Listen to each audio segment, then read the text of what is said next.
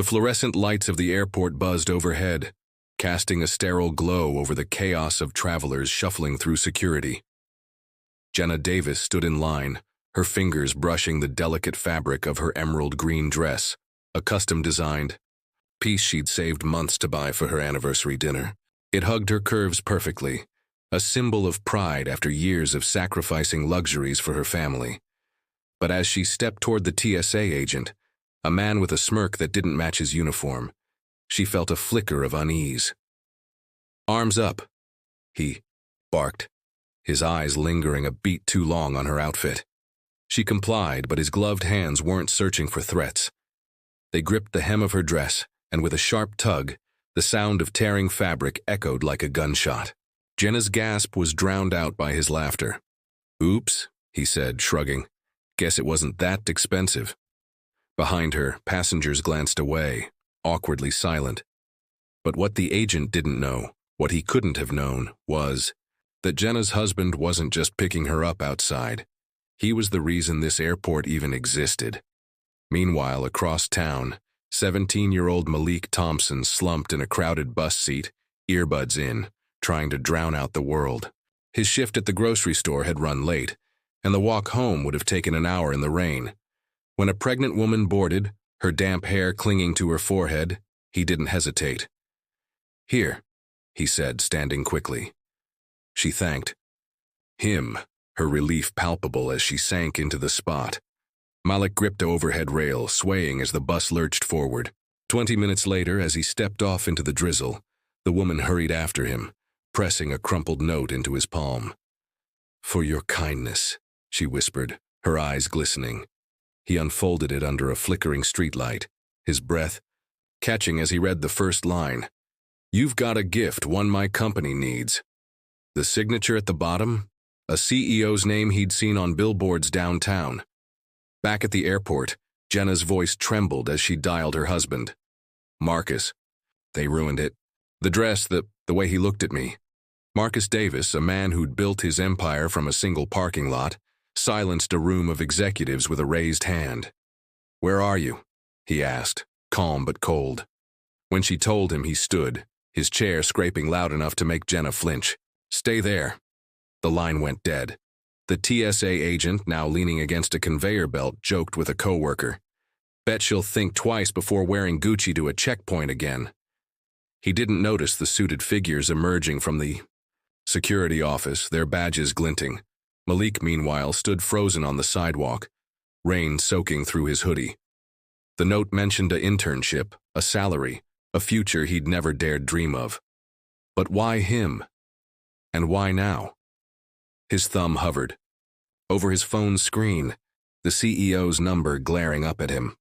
One call could change everything, or was this too good to be true? As Marcus stormed through the airport, his polished shoes clicking like a countdown, Jenna locked eyes with the agent. His smirk faltered. Somewhere in the distance, a voice over the intercom announced a delay. Passengers groaned, unaware of the storm brewing in Terminal B. Marcus turned the corner, his gaze landing on his wife's torn dress, then lifting to the agent's name tag. "You?" he said, quiet but sharp. "You work for me." The agent blinked. "Excuse me?" Malik's finger finally pressed call. It rang once, twice. On the third ring, a voice answered. "You've reached the office of Eleanor Grant." He opened his mouth, but before he could speak, the buswoman's face flashed on his screen. A news article from last year. Philanthropist CEO vanishes from public eye after family scandal. And in the airport, as Marcus stepped closer, the agent's face drained of color. "Mr. Davis, I didn't realize—" "No," Marcus interrupted. "You didn't." But Jenna touched his arm. "Wait," she whispered. Her eyes weren't pleading. They were blazing. "Let me handle this." The room held its breath. Somewhere a phone rang. Malik stared at the article, his heart pounding. Eleanor Grant hadn't been seen in months, so who had he just given his seat to? And why did the woman in the photo look different?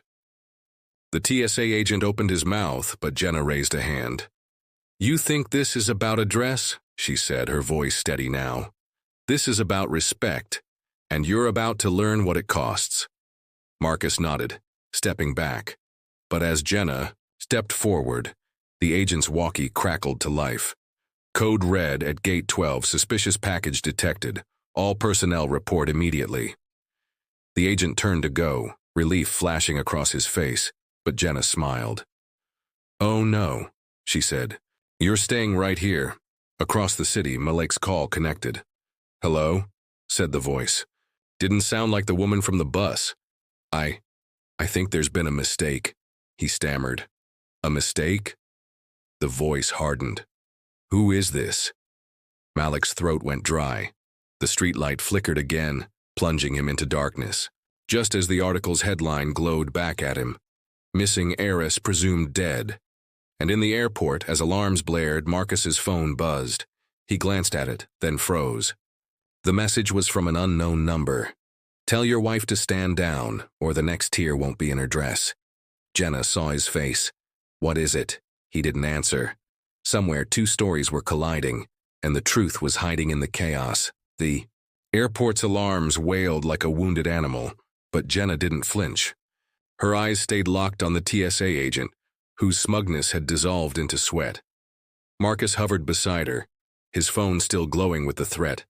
He wanted to drag this man into a boardroom, bury him in lawsuits, but Jenna's grip on his arm was a silent command. Her fight. She stepped closer to the agent, her voice cutting through the noise. "Who put you up to this? Was it just the dress? Or something bigger?" The agent's throat bobbed. I don't know what you're—" Jenna's laugh was sharp. "You targeted me, why?" Behind them, the intercom crackled.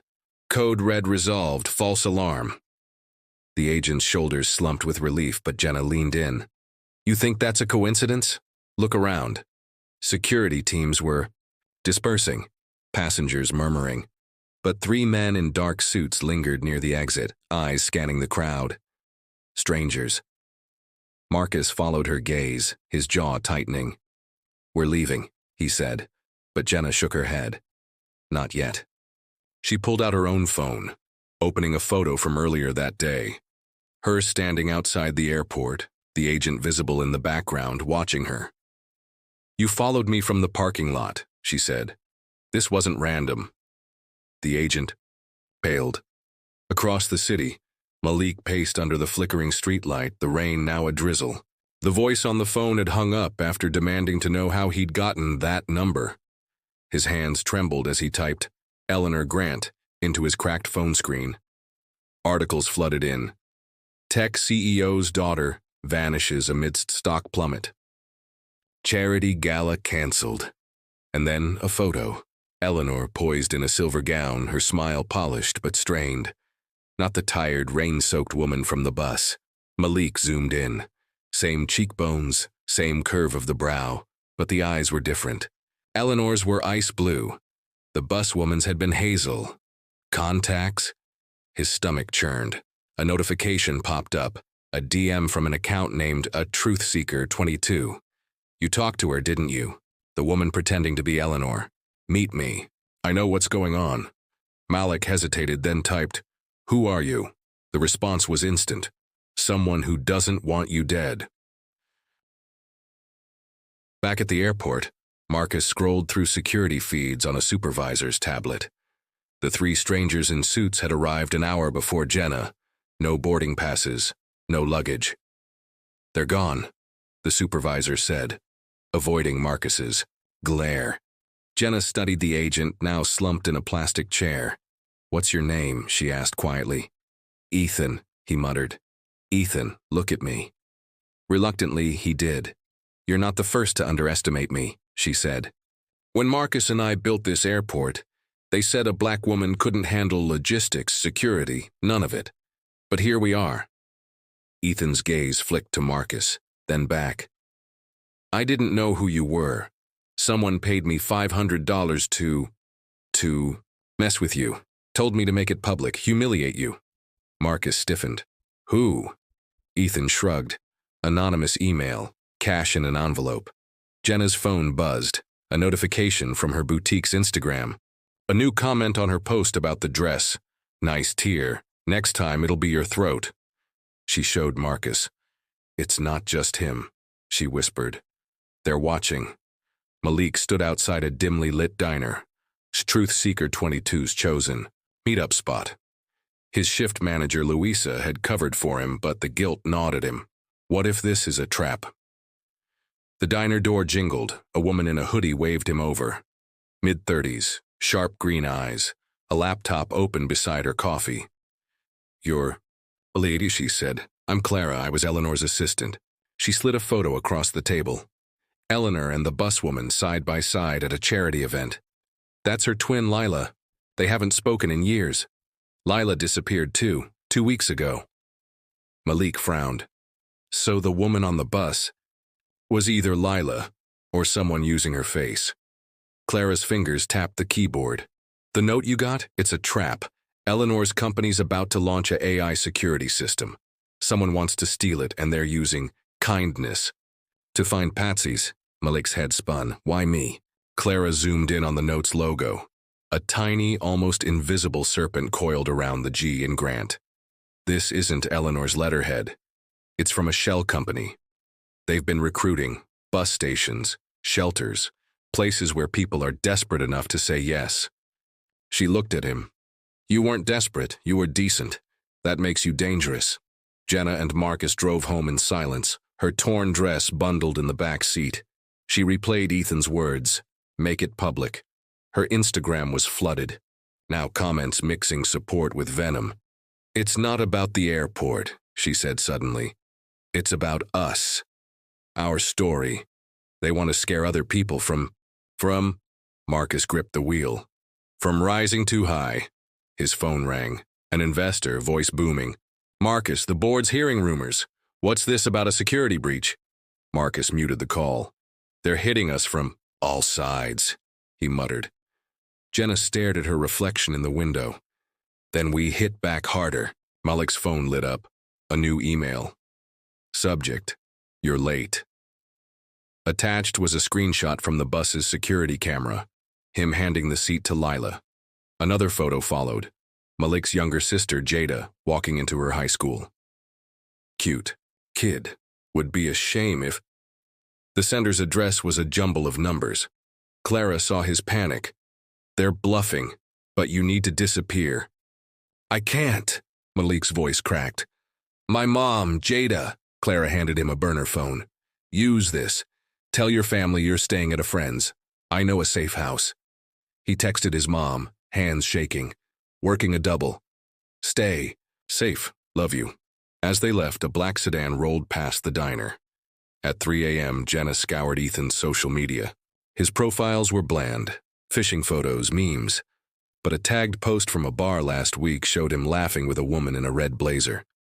Jenna froze. She'd seen that blazer in Marcus's board meeting photos. Zooming in, she recognized the car smirk. Naomi Chen. Marcus's former CFO fired 6 months ago for embezzlement. Marcus, she whispered, shaking him awake. It's Naomi. She's here. Malik lay on a lumpy couch in Clara's safe house, the note clutched in his hand. Clara snored at the desk, her laptop still open. He crept over, typing Naomi Chen into her search bar. The screen filled with news links. Disgraced executive linked to underground tech ring. A video played. A press conference, Marcus Davis announcing Naomi's termination. We hold ourselves to higher standards, he said. Behind him, a banner for Davis International Airports. Malik zoomed in. The logo in the corner, a serpent coiled around a D. Jenna's hands shook as she called Naomi. It rang once. Miss me? Naomi purred. You ruined my life, now I'll ruin yours, starting with that pretty dress. Jenna forced steadiness into her voice. You won't win, Naomi laughed. Oh, Jenna, I already have. The line went dead. Somewhere an engine revved outside. Marcus peered through the blinds. There's a car out there, no plates. Malik stared at the logo, then at Clara's notes on Eleanor's AI project. Code name, Serpent.